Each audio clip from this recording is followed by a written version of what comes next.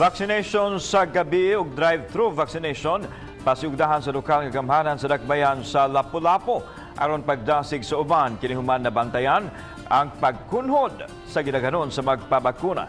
Siluan meron dina sa report. Hoops Dome ang magsilbi unyang venue sa pagsugod na sa night vaccination karong Huwebes sa Lapu-Lapu City. Kini aron pag-accommodate sa buot magpabakuna apan dili gustong makalive o mo-absent sa trabaho. Magsugod kini sa alas 5 sa hapon hangtod sa alas 10 sa gabii. Gawas ni ini, mupasiugda usab ang dakbayan og drive-thru vaccination nga ipahigayon sa Mactan Shrine. Nagwat lami sa go signal ni Mayor, i-finalize naman to namo ang mga details. Gi-present na po na nato siya sa DOH pag Friday and sa Visayas Vaccination Operation Center nga natay intention nga mag-drive-thru.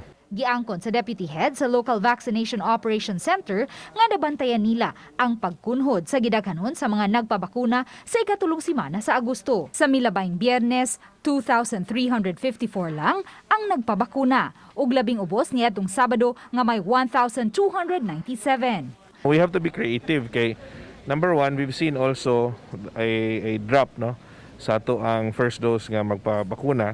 We've seen it last week and it worries us. So we have to be creative and we have to bring the vaccines closer to the people. Hinuon, miabot na sa 138,781 ka mga upunganon ang nakadawat sa first dose ug may 56,740 na ang nakakompleto sa duha ka dose. Uban ni Marlon Melgazo, Luan Marondina, Balitang Bisdak.